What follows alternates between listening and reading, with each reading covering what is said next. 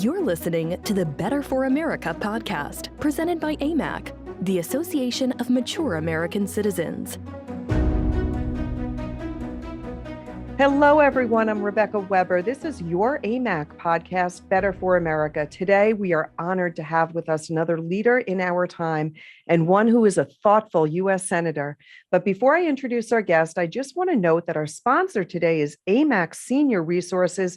If you are searching for the right Medicare plan, access to A-rated carriers, just know that Amac delivers what you need when you need it, with licensed providers ready to answer every question. And those questions are important. So we've got to make sure we get you those trusted answers. They do matter. And that is why they're offering personalized Medicare guidance. It is ready right there for you. Reliable service, personalized to your needs. Now, let me introduce our guest today. He is a United States Senator from Montana. He is a former highly effective House member. He was voted actually most effective as a first-term member in his earlier days, but who also knows life as most Americans know it, through a life of hard work, being a trained engineer, a seasoned businessman, preserving a family business, a protector of public lands, veterans, and a sound American economy. Senator, what a pleasure to have you with us here today and the chance to hear your thoughts. Thanks, Rebecca. Good to be with you.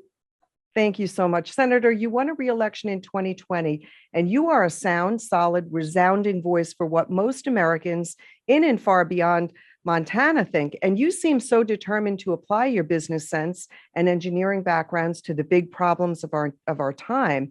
I think that's great common sense and something that our more than 2 million AMAC members really appreciate. So let me start with something that is on many minds today. You likely will be getting this question from others. You serve on a number of Senate committees, including finance and banking, and many seniors today worry that federal debt and spending are out of control, that there are far too many, that there are far too few rather checks on reckless spending, reckless appropriations, and that we're about to see accelerating inflation. So can you offer to those who might be on a fixed pension, maybe with variable rate debt, or those who are just worrying about everything from heating fuel to their groceries, sort of a sense of perspective? Can we contain runaway federal spending that the Democrats, especially the progressive Democrats, are really pushing? And can we get our national debt under control? Yeah, well, it's a great question. And in short, the answer is we cannot continue this level of spending. And we're seeing firsthand what happens with reckless, out of control spending and how that is throwing fuel on the inflation fire. And we're seeing inflation come back like we have not seen since you go back, really think of the late 70s and early 80s under Jimmy Carter. You know, what happened really triggered by a spike in oil price. It all kind of sounds familiar, doesn't it? If you remember back and many of our listeners will remember those days of that 1972, the War of Yom Kippur, they called it, when the Arab countries attacked Israel. And what happened is there was a spike in oil prices. They quadrupled over a short period of time. It created inflationary pressures. And remember, in 1981, a 30-year fixed mortgage was 18.6%. So inflation sadly does two things to those who are on fixed incomes, or as you mentioned, on variable rate mortgages, is inflation shrinks the paycheck. It shrinks that check you're receiving from Social Security. It's really a tax on those who can afford it the least because it shrinks the power of the dollar. But second, as you see inflation increasing, you're going to see the Federal Reserve likely raise interest rates. And that can be a double hit for many of our seniors, who then will see, if you're on a variable rate mortgage, you're going to see those rates go up. Wow, it really is just a shame. And our members are recognizing that the Democrats are looking to spend and really ignoring this growing national debt. We need to get that back under control. Another issue of great concern to AMAC members is our energy independence. We went from being energy independent to becoming energy dependent. Is there any really way for us to regain energy independence? And I know that we've got to elect fiscally responsible candidates in 2022 to rein in inflation. What are your thoughts for 2022? Yeah, well, first of all, you just made a really important point there regarding elections, around the severe consequences election outcomes can have for better or for worse. And in this case, for worse, when you put Nancy Pelosi in charge of the House, Chuck Schumer in charge of the Senate, and Joe Biden in the White House. This is why we're seeing really this country challenged on so many fronts and unraveling in so many areas here that concerns so many of us. And we are fighting back against this radical environmental agenda. And to tell you, as somebody who spends a lot of time outdoors in Montana, my wife and I and our grandchildren, we enjoy the outdoors. We hunt and fish and camp and backpack as a family. So I think all Americans want clean water and clean air, but this almost moral hatred we're seeing from the left on conventional sources of energy, on natural gas, on oil and coal. And look at the examples. Remember the first day that President Biden was inaugurated back in January of this year, he canceled the Keystone XL pipeline. Now, that's a really important pipeline that runs through Montana. It transports oil down to Gulf Coast refineries. And here's another example of more, made in North America and made in America energy. It's so different from where we were back in the 70s. We used to be dependent upon the Middle East. That's a very dangerous place to be. And thankfully, because of American innovation, and I'm a chemical engineer by degree, I believe soundly in the science that we need here to develop these sources of energy in America. We were energy independent, in fact, globally energy dominant. And that course has been shifted in the opposite direction by President Biden and these leftists. And look what happened. Biden canceled the Keystone XL pipeline in January. And then months later, he gave a green light to what they call the Nord Stream pipeline, which is a pipeline from Russia over to Germany supplying natural gas. So he tells the Russians, you continue to build your pipeline that will make Europe more dependent on Putin and natural gas, and he's killing American pipelines. And just as late as just last August, a couple months ago, he was pleading with OPEC to increase oil production because we're seeing the pain at the gas pump now that's hitting all Americans, and particularly those seniors who are dependent on fixed incomes that don't have the ability to increase their income. They're in their golden years of retirement.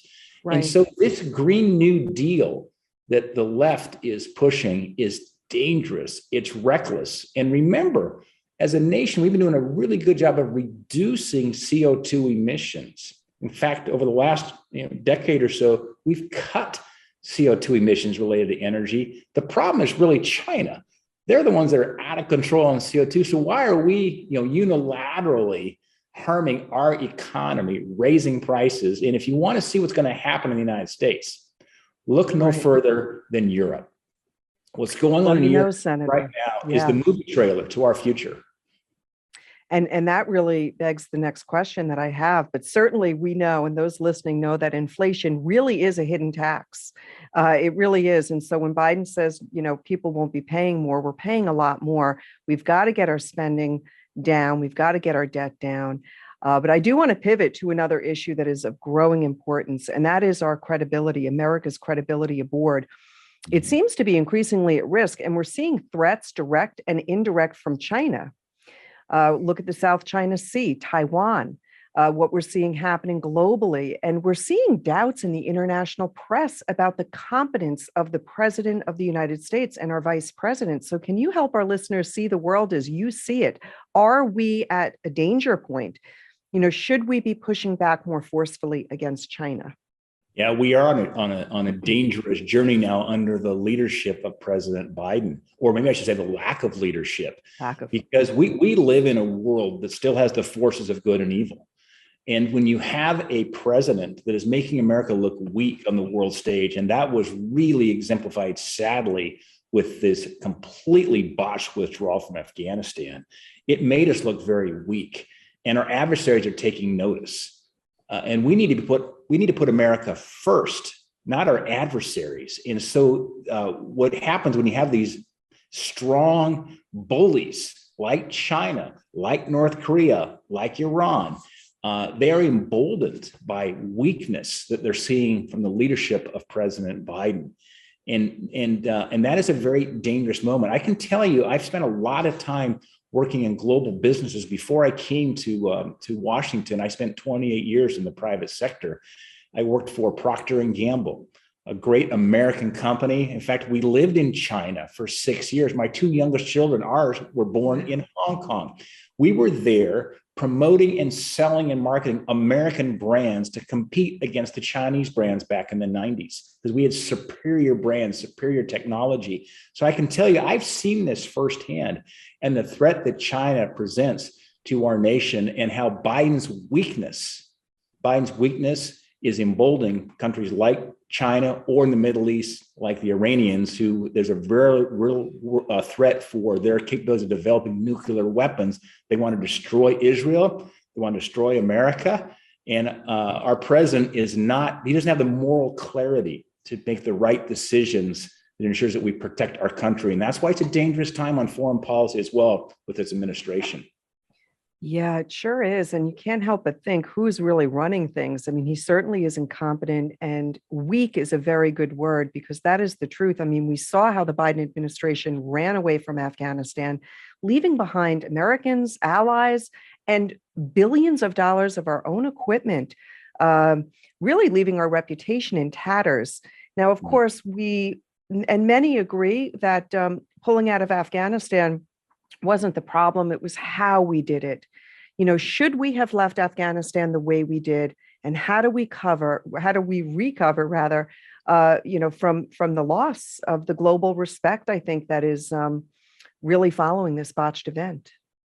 Well, let's not forget, as you think about the last 20 years, first, why were we in Afghanistan to begin with? We were there because the 9/11 plot was hatched, and the training really began in Afghanistan. That really was the ground zero for the radical Islamic forces that were dead set on destroying America. And of course, that horrible day of 9/11, that all began in Afghanistan. And remember where Afghanistan sits geographically. My last trip to Afghanistan was December of 2019. I flew into the airport there, Karzai Airport, and then I was helicoptered up to Bagram Air Base. I was there to visit with some of our troops, particularly troops from Montana who were deployed over there, and had a firsthand briefing then from the four-star Scott Miller, who was a Delta Force Special Ops, very well-decorated U.S. Army officer. And Iran sits on the western border of Afghanistan. That's Iran. To the north, it's China. To the east, it's Pakistan. And so Afghanistan it's a hornet's nest for radical elements from the Islamic world that are dead set on destroying America. And so when the president basically sent out save the date cards to the Taliban, what he did, he put down a date certain kind of withdrawal. That's exactly the wrong thing to do. The military folks on the ground said, don't do it that way, because it's going to cause a rapid collapse of the Afghan security forces, because they don't have any more close air support from the U.S. forces. And what they predicted came true. What we saw, the same thing in Vietnam, when you let politicians run a war based on their political outcomes instead of letting the military run it, which Trump did. Trump let the military run the war in Iraq and Afghanistan, and it was working much, much better. And of course, Biden's failure here has been an embarrassment for our country. And sadly, the loss, of course, of those 13 service members. My father's a Marine. On the day that happened, I called my dad, and he could hardly talk on the phone. He was physically sick when the news broke of those 13 service members who died. It didn't have to happen that way. Yeah, it sure didn't. Really is a shame. And I thank you so much for your perspective. It's so valuable. And I do want to ask a question closer to home. Speaking of veterans and our AMAC members, we have so many in your state, and then roughly a third of our members are veterans, and perhaps even 3/4 have a family member who is a veteran. So you have fought very hard for veterans, and you're on the committee that leads on this issue. So I want to ask you a few questions that I think might be on some of our minds. First, are efforts being made to keep the Veterans Affairs Department accountable and better focused on what veterans really need? and are measures being taken to reduce, the backlog of veteran claims? We have to make care more accessible and help veterans get what they need when they need it. And I know it's been a chronic problem and it's been sort of tied up in bureaucracy and management problems, but what are you doing to help our veterans get the care that they need? Yeah, well, first of all, a big heartfelt thank you to the veterans and their families who are watching this conversation today. I'm very thankful that I guess you call it the birth lottery. You don't get to pick your parents, but I was very thankful I got a mom and a dad who love their country. My mom served alongside my dad when he was in the Marine Corps. And in fact, my father-in-law is 88. My dad's 82. My father-in-law served in the Air Force, my dad in the Marine Corps, and we're just thankful for that heritage they passed on to us. But they sacrificed so much. And here we live in the greatest country in the world peacefully because of these heroes who have kept it that way. Every generation has a battle for freedom. And we're thankful that we were handed the baton for this generation. That's why we got to keep the battle going forward. Back on the question of how do we better serve our veterans, we've got to remember the VA it should be a customer service organization. They are there to serve the veterans. And sadly, these bureaucracies get so large and so unwieldy that oftentimes our veterans' issues get caught in that bureaucracy. And I'm thankful I've hired a number of veterans who serve on my team now, on my Senate team. And we work, veteran to veteran, because nobody can serve a veteran better than another veteran, to help them navigate through and to change the systems in the VA to keep it focused on taking care of the veterans, not the bureaucracy, not the politics. And sadly, we see high levels of suicide within our veteran community. In my state, Montana, we actually have one of the highest rates of suicide in the nation. And it's heartbreaking for us. And so one of my top priorities is to ensure that when our veterans return back home, they've got support that they need, they have the ability through telemedicine as an example of that, telehealth, to get access to the care that they need without having necessarily travel in rural communities. You could have to travel 50, hundreds of miles sometimes to get to a VA center. We can use technology to help bridge that gap.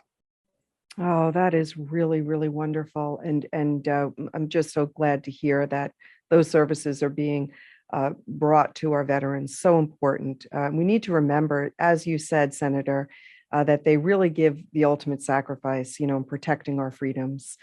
And I'm sure that, so many definitely must be in shock. I've got a lot of friends that are veterans. I'm friendly with a lot of folks in the fire service, in the police service, and so many have served and are just really in shock how Biden pulled out of Afghanistan. In follow-up to that, how dangerous, I'm hearing from different people that we should be on our toes and be really careful, because terrorism here at home, we haven't seen a lot of it. And I think under Trump, we felt like a safer nation than we feel today. How concerned are you that people, not just coming over the southern border, but the debacle in Afghanistan and people coming from across the globe, how do you think that might impact national security here at home? Yeah, well, it's a big concern. And there's a reason why we have not seen a major terror attack on our soil for 20 years after we went on the offensive there, after the Taliban. We went after ISIS in Iraq. You remember when President Trump was elected, unlike what was going on with Obama, where it was very political, I spent time in Iraq working with our forces on the ground there. And this is under Obama, they were complaining about the number of approvals they had to get, for example, to take out a terrorist target. They would see a known terrorist. They were called jackpot targets. We had a list of those who were going after. They would identify them through our capabilities we have through satellites and drones and so forth. And it would take them sometimes hours and days to get approval to take out one of these terrorists, because Obama had a command and control kind of emphasis out of the White House. And here's what Trump did. Trump told the military leaders, you take care of business. He moved that decision-making to the battlefield. And our military leaders were so thankful for that, because he said, we're there to destroy these terrorists. And that made a big difference in our war on terror. And so what Biden has done is he's weakened the perceptions of America around the world. That emboldens the terrorists. And we did not have a terror attack on our soil for 20 years because we were stopping those attacks early on in places like Afghanistan and Pakistan, thanks to great intelligence and to special forces. We were disrupting those attacks. We'd pick up intelligence and we'd stop attacks before they ever happened. Someday, hopefully that story will get told to the public. That's all classified kind of information. But believe me, the sacrifices made there were protecting our country. And with Biden's botched withdrawal now, and by emboldening the terrorists, it concerns me that we may see another attack on American soil that are terror related. And I pray and hope that it doesn't happen. But these decisions do have consequences, and it could affect innocent Americans with a terror attack on our own soil. Yeah, we can't help but see how absolutely different and on polar opposite ways do both Biden and Trump manage their role as president. Everything good, it seems to me, that Trump was doing, Biden has reversed, and we're seeing the effects of those decisions. I want to turn to what we see as a growing role of socialism in America, and it seems that the left, it's coming from the left, the Democrat Party.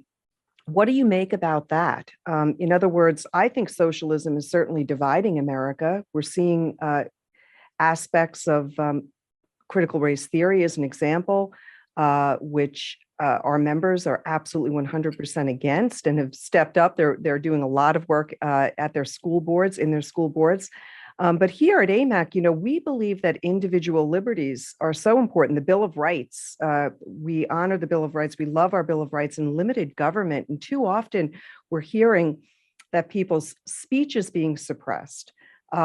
Worship, I think, is being attacked. Second Amendment rights. So folks are concerned about all of this. How do you see all of this? How do you, where is it coming from? And is the Democratic Party becoming the party beholden to socialism? Yeah, sadly, it is. And, I grew up the grandson of a Democrat. My grandpa Daines was a Democrat, but he was a Democrat of John F. Kennedy, of Mike Mansfield, maybe of Hubert Humphrey.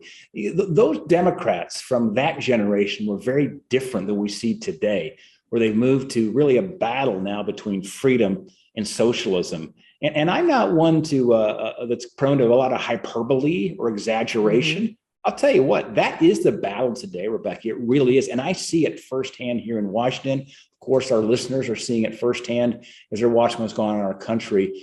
And I think we are as divided as a nation at the moment as we've been perhaps since the middle 1800s, since just before the Civil War. Just really two different views of America. One that's based on freedom in 1776, and another that's based on Marxism and what we saw happen certainly in the Soviet Union with the Bolsheviks, with the Red Guard in China. Look, this can be repeated again, where you see these Marxist forces that we're seeing, like with the Black Lives Matter. I mean, that has Marxist roots to it. And that should concern all of us of what's going on. And when you see them trying to suppress and censor conservative speech, it's chilling. This is a direct violation of the First Amendment. Our founding fathers will be rolling over in their graves when they're seeing what's going on so many fronts. And there's a reason why we had the First Amendment, the Second Amendment. The Second Amendment's there to protect the First Amendment. These are really important principles that have got to be taught in our schools. And I think that's another point I want to make, is that ideology now has infiltrated our universities, our public schools, and that's why you're seeing parents, thankfully, confronting school boards, confronting universities, because we want to have diverse opinion. Diversity, by the way, is not just how you look, it's how you think. And as somebody said about the Ivy League schools, they define diversity as everybody looks different, but thinks exactly the same. This leftist group think that's going on in academia today, that's got to be challenged. We want diversity of thought. We want conservative professors, conservative administrators there along. So we have a diverse mix of political thought, of religious thought. And it's chilling to me as I think about how religious views are being suppressed on campuses, which again, our founding fathers founded this country on principles that came right out of the beginnings of a faith and Christian principles in our country. That's right. Senator, I want to thank you so much for your generous time. I know that you've got to run, you've got a lot of work to do, but your leadership in the Senate is invaluable, and our AMAC members really appreciate it, as should most Americans. So thank you for taking time to think with us and really help us see things from the U.S. Senate. I have a really quick question before I let you go. The patches behind you, what do they mean? Anything special? Yeah. So you see there's coins behind me too, the military coins I've gotten from some of our military leaders around the world. Every one of those coins tells a story. The patches are from law enforcement.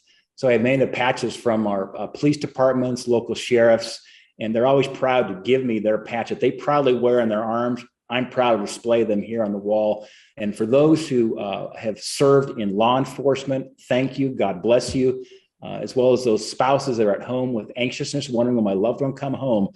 Thank God we've got members of law enforcement there to keep us safe in our communities. I'm much appreciative of it. Well, thank you, Senator Daines. Thank you so much. We do hope to see you again soon, and we want to thank you all of those listening. Thank you for sharing with us today. Glad to be with you, Rebecca. Thank you. Excellent.